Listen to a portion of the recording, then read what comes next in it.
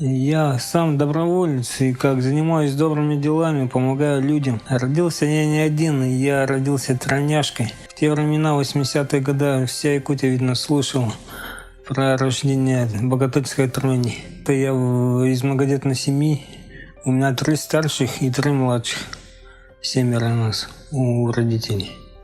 Родители у меня золотые, платиновые даже, можно так сказать. Моя семья, они меня всегда поддерживали, всегда полностью.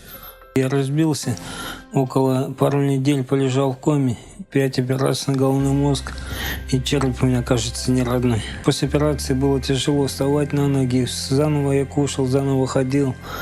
И теперь родители внушили мне веру в себя. И с тех пор я помогаю людям. Помогаю людям, я помогаю себе, так получается. Начал оказывать помощь с 2009 года. Прошло 6 лет уже. Мать переживала: как так, Антон, ты почему один делаешь? Позови кого-нибудь. Ну, а сейчас они гордятся мной.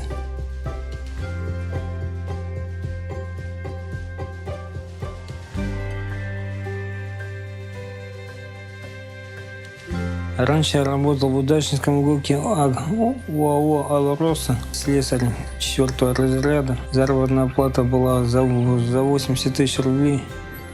Деньги были хорошие. Я сначала на себя полностью использовал, а потом я решил и начал помогать детям, сиротам, инвалидам, престарелым, всем, кому можно помочь. Многие люди, когда я убирал мусор, говорили: зачем ты это делаешь, это государство все сделает. Я им отвечал: я могу это делать, я это делаю. А сейчас я уже понял, мы и есть государство, мы должны убираться, мы живем в этом городе. Мне люди все говорят: ты один такой единственный, ты один на миллион. Я говорю: я простой человек, у нас таких, как я, очень много, на каждом шагу. Только люди боятся помогать.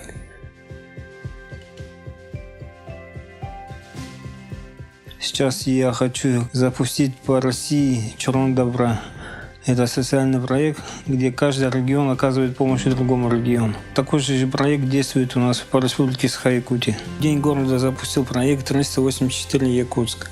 И до следующего дня города я должен сделать 384 добрых дел. 72 добрых дел уже сделано. Планирую до Нового года сделать 120 или 110 добрых дел.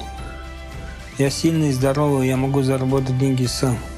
Мне хватает на семью, на детей, на моих родных и на помощь людям. Многие люди везде ищут выгоду. В основном это деньги, меркантильность. А деньги — это не все. Деньги — это часть времени. А самый дорогой продукт в наше время — это время. Вот люди мне говорят: наверное, депутаты баллотируются. Я прямо скажу, мне чины, эти места не нужны. Вот они хлебные, это не мое. Я не депутат, я романтик. Я доброволец. Добро, оно бесплатно.